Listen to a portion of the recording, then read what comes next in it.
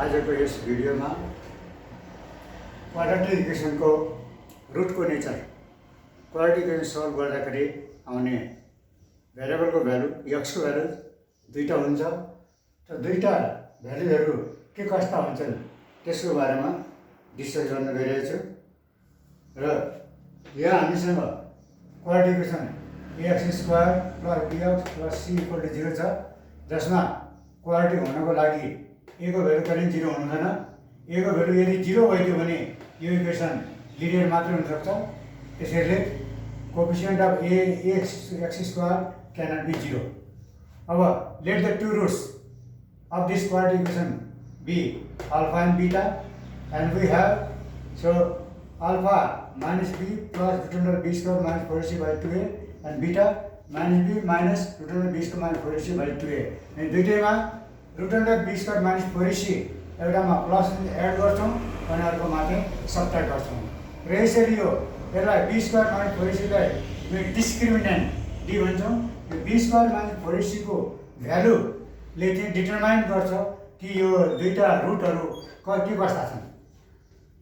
अब यदि b² minus 4ac is greater than 0 भयो, यो पार्ट ग्रेटर देन 0 भयो, यो पार्ट ग्रेटर देन 0 भयो भनेदेखि हाम्रो x को भ्यालुहरू अल्फा र बीटा को भ्यालुहरू रियल र्यासनल भनेको फ्र्याक्सनमा लेख्न मिल्ने र्यासनल एन्ड अनइक्वल दुईटा अनइक्वल भ्यालुहरू आउँछन्। रियल भ्यालु आउँछ र अनइक्वल भ्यालु आउँछ। जस्तो x² - 6x + 5 मा b² - 4ac को भ्यालु राख्दाखेरि त्यहाँ हामीले सल्भ गर्न जाँदाखेरि कति भनेदेखि 16 आउँछ। 16 भनेपछि ग्रेटर देन 0 भयो। त्यसैले त्यसमा दिने भ्यालुहरू दुईटा रियल र्यासनल र अनइक्वल हुन्छन्।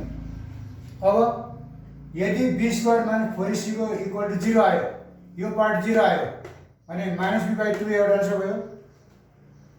अर्को पार्ट पनि -b/2 नै आन्सर आयो, किनभने यहाँ पनि 0 छ, यो पार्ट 0 छ, +0 -0 भनेपछि यदि इक्वल टु 0 आयो भने दुईटैले एउटै भ्यालु दिन्छ -b/2a। त्यो भनेको चाहिँ root real rational and equal roots. अनि त्यसै गरिकन यदि यो b² - 4ac को भ्यालु लेस देन 0 आयो, यो भित्र b² - 4ac को भित्र चाहिँ लेस देन 0 आयो भनेदेखि यो भित्र लेस देन 0 आयो भने यो इमेजिनरी नम्बर हुन्छ। इमेजिनरी नम्बर हुन्छ, नेगेटिभ हुन्छ। यो भित्र लेस देन 0 आउनु भनेको नेगेटिभ नम्बर हो। रुट भित्र नेगेटिभ नम्बर आउँछ भनेदेखि रुट भित्र कुनै पनि नम्बर नेगेटिभ आयो, जस्तो -4 आयो भने यो इमेजिनरी भ्यालु हो।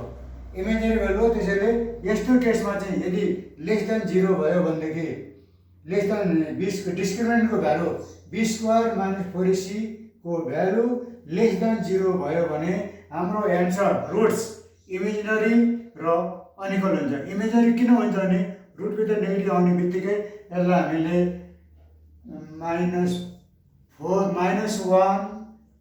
4 गऱ्यौँ भनेदेखि -1 भनेको i² × 4 भनेदेखि 2i हुन आयो। त यो इमेजिनरी भ्यालु हो। त्यसैले यस्तो केसमा चाहिँ इमेजिनरी भ्यालु आउँछ र दुईटै एउटामा प्लस एउटामा माइनस भएको कारणबाट अनइक्वल रुट हुन्छ।